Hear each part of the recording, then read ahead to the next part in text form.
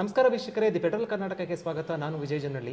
ಇವತ್ತು ನಮ್ಮ ಜೊತೆ FKCCIನ ಎಲೆಕ್ಟೆಡ್ ಚುನಾಯಿತ ಅಧ್ಯಕ್ಷರು ಮತ್ತು FKCCIನ ಪ್ರಸ್ತುತ ಹಿರಿಯ ಉಪಾಧ್ಯಕ್ಷರಾಗಿರುವಂಥ ಉಮಾ ರೆಡ್ಡಿ ನಮ್ಮ ಜೊತೆ ಇರುವಂಥದ್ದು. ಕೇಂದ್ರ ಸರ್ಕಾರ ತಂದಿರುವಂಥ GST ಸರಕು ಮತ್ತು ಸೇವಾ ತೆರಿಗೆ ಸ್ಲ್ಯಾಬ್ಸ್ ಬದಲಾವಣೆ ಇದೆ, ಒಂದಷ್ಟು ಕಡಿಮೆ ಮಾಡಿರುವುದೇನಿದೆ, ಈ ಸಂಬಂಧಪಟ್ಟಂತೆ ಹೇಗೆ ಇದನ್ನು ವಿಶ್ಲೇಷಣೆ ಮಾಡ್ತಾರೆ ಅನ್ನೋ ಸಂಬಂಧಪಟ್ಟಂತೆ ಅವನ್ನ ಕೇಳ್ತಾ ಹೋಗ್ತೀನಿ. ಮೇಡಮ್, ಈಗ GST ಬದಲಾವಣೆ ಆಗಿರುವಂಥದ್ದು, ಇದು ಕೈಗಾರಿಕೆಗಳಿಗೆ ಯಾವ ರೀತಿ ಇದು ಅನುಕೂಲ ಆಗುತ್ತೆ? ನೀವು ಯಾವ ರೀತಿ ಇದನ್ನು ಬದಲಾವಣೆ ಆಗಿದೆ? 18%ಇಂದ 5%, 100%ಇಂದ 5% ಆಗಿದೆ, ಎಸ್ಪೆಷಲಿ ಗಾರ್ಮೆಂಟ್ ಸೆಕ್ಟರ್ನಲ್ಲಿ. ಅದರಲ್ಲಿ ಭಾಳ ಪಾಸಿಟಿವ್ ಇಂಪ್ಯಾಕ್ಟ್ ಆಗುತ್ತೆ. ಯಾಕಂದರೆ ಎರಡು ಮೂಲಕ. ಒಂದೇನು, ಕಾಮನ್ ಮ್ಯಾನ್ಗೆ ಅವ್ರಿಗೆ ಇವಾಗ ಒಂದು ಬಟ್ಟೆ ತೊಗೋಬೇಕು ಅಂದರೆ, ಅಪ್ಯಾರಲ್ ತೊಗೋಬೇಕು ಅಂದರೆ 100% ಇರೋದು 5% ಅಂದರೆ ಅಷ್ಟು ಕಡಿಮೆ ಆಗುತ್ತೆ. ಸೊ ಇದು ಒಂದು ಆ್ಯಪ್ಟ್ ಟೈಮ್ ಅಂತೀವಿ. ಯಾಕಂದರೆ ಹಬ್ಬ ಟೈಮು, ದಸರಾ ಬರುತ್ತೆ, ಮತ್ತು ದಿವಾಲಿ ಮತ್ತು ಕ್ರಿಸ್ಮಸ್ಸು, ಈ ಟೈಮ್ನಲ್ಲಿ ನಾವೆಲ್ಲ ಬಟ್ಟೆ ತೊಗೊಳಕ್ಕೆ ಹೋಗ್ತಾರೆ. ಆವಾಗ ಒಂದು 5% ಕಡಿಮೆ ಇದ್ರೆ ಅದೊಂದು ಆಸ್ಪಿರೇಷನ್, ಉತ್ಸಾಹ, ಹೋಗಿ ತೊಗೋಬೋದು ಅಂತ, ಒಂದು ಕಡಿಮೆ ಆಗ್ತಾ ಇದೆ ಅಂತ. ಹೇಗೆ ಡಿಸ್ಕೌಂಟ್ ಬಂದರೆ ನಾವು ಹೇಗೆ ಹೋಗ್ತೀವೋ ಅದೇ ಥರ ಅದು ಒಂದು. ಎರಡನೇದು, ಅದ್ರ ಜೊತೆಯಲ್ಲಿ ಬರೋದು ನಾವು ಶೂಸು, ಲೆದರ್ ಪ್ರಾಡಕ್ಟ್ಸು. ಲೆದರ್ನಲ್ಲೇನು 100%ಇಂದ 5% ಮಾಡಿದ್ದಾರೆ. ಸೊ ಅದ್ರ ಜೊತೆಯಲ್ಲಿ ಬ್ಯಾಗ್ಸು, ಲೆದರ್ ಪ್ರಾಡಕ್ಟ್ಸ್ ಅಂದರೆ ಎಲ್ಲ ಬರುತ್ತೆ ಕಾಮನ್ ಮ್ಯಾನ್ಗೆ. ಅದೆಲ್ಲ ತೊಗೊಳಕ್ಕೆ ಒಂದು ಇಂಟ್ರೆಸ್ಟ್ ಇರುತ್ತೆ, ಕಡಿಮೆ ಆಗಿದೆ ಅಂತ. ಎರಡನೇದು, ಗಾರ್ಮೆಂಟ್ ಇಂಡಸ್ಟ್ರಿ US ಟ್ಯಾರಿಫ್ಸ್ಗೆ ಇವಾಗ ಜಾಸ್ತಿ ಆಗಿದ್ಮೇಲೆ 50% ಆದಮೇಲೆ ಒಂದು ಥರ ಪ್ರಾಬ್ಲಮೇ ಆಗಿದೆ ಅವ್ರಿಗೆ. ಸೊ ಒಂದು ಕೆಲಸ ಕಂಟಿನ್ಯೂ ಆಗುತ್ತಾ, ಬಿಸ್ನೆಸ್ ಆಗುತ್ತಾ ಅಂತ ಒಂದು ಡೌಟ್ ಸಿಚುವೇಷನಲ್ಲಿ ಇಲ್ಲಿ ಡೊಮೆಸ್ಟಿಕ್ ಮಾರ್ಕೆಟ್ನಲ್ಲಿ ಸ್ವಲ್ಪ ಬಿಲ್ಡಪ್ ಆಗೋದು ಭಾಳ ಪಾಸಿಟಿವ್ ಇಂಪ್ಯಾಕ್ಟ್. ಅನದರ್ ಏರಿಯಾ ನಮಗೆ ಕಡಿಮೆ ಮಾಡಿರೋದು ವೈಟ್ ಗೂಡ್ಸ್ನಲ್ಲಿ, TVಸು, ಕಾರ್ಸು, ಕಾಮನ್ ಮ್ಯಾನ್ಗೆ ಇಂಪ್ಯಾಕ್ಟ್ ಅದರಲ್ಲಿ.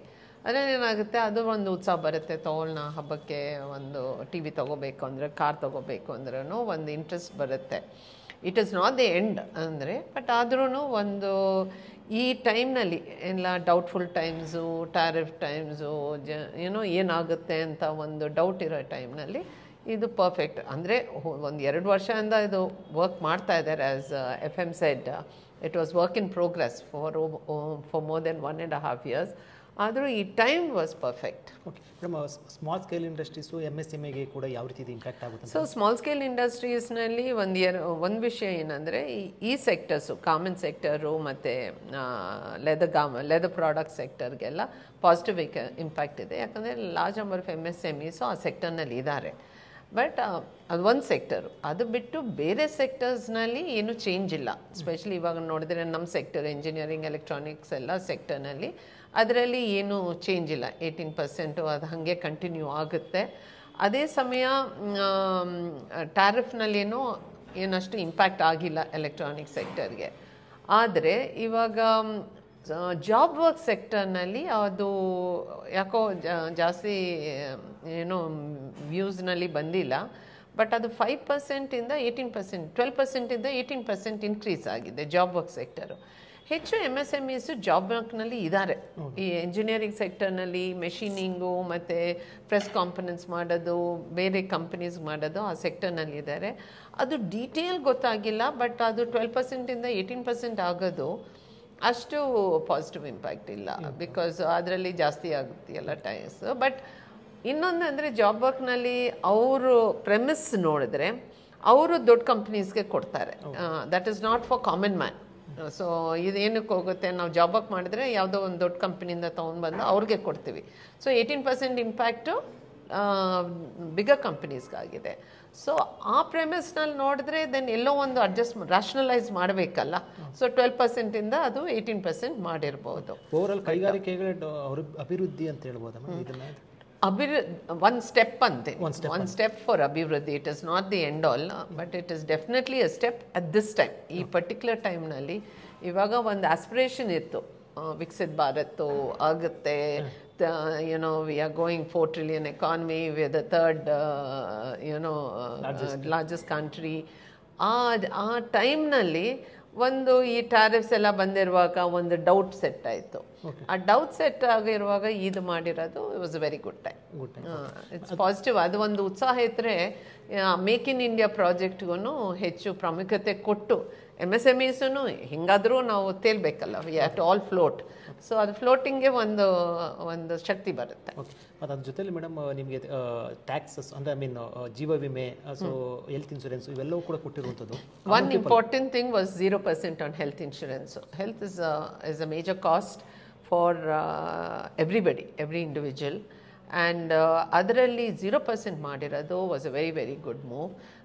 ಇನ್ಶೂರೆನ್ಸ್ ತಗೊಳಕ್ಕೆ ಸಂಕೋಚ ಪಡೋದವರು ಜನರಲಿ ಅದು ಒಂದು ಹೆಸಿಟೇಷನ್ ಇರುತ್ತೆ, ಅಷ್ಟು ಇನ್ವೆಸ್ಟ್ ಮಾಡಬೇಕಾ, ಇವಾಗ ನಾನು ಚೆನ್ನಾಗಿದ್ದೀನಿ, ಸಿಚುವೇಶನ್ ಬಂದ ಮೇಲೆ ಅದು ಕಡಿಮೆ ಆಗಿರೋದು ಒಂದು ಅನಿಸುತ್ತೆ. Okay, let's take an insurance 18% ಕಡಿಮೆ ಆಯಿತು ಅಂದರೆ ದಟ್ಸ್ ಅ ಬಿಗ್ ಡಿಫ್ರೆನ್ಸ್.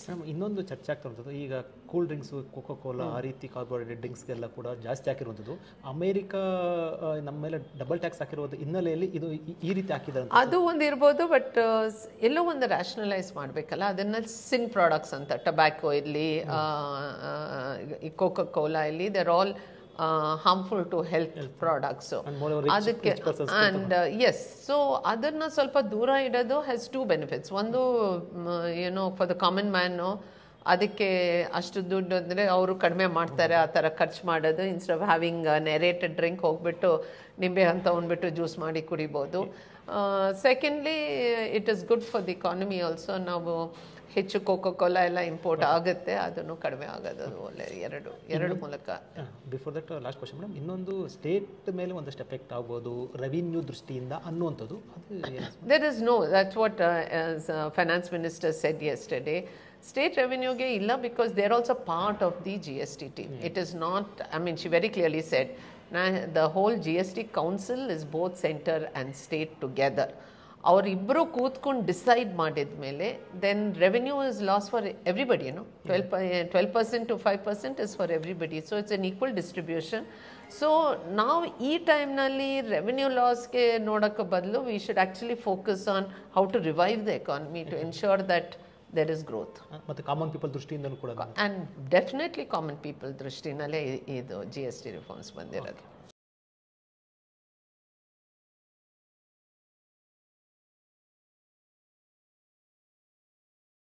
ಹೆಚ್ಚಿನ ಸುದ್ದಿ ಅಪ್ಡೇಟ್ಗೆ ಈಗಲೇ the Federal Karnataka YouTube page ಅನ್ನು ಸಬ್ಸ್ಕ್ರೈಬ್ ಮಾಡಿ.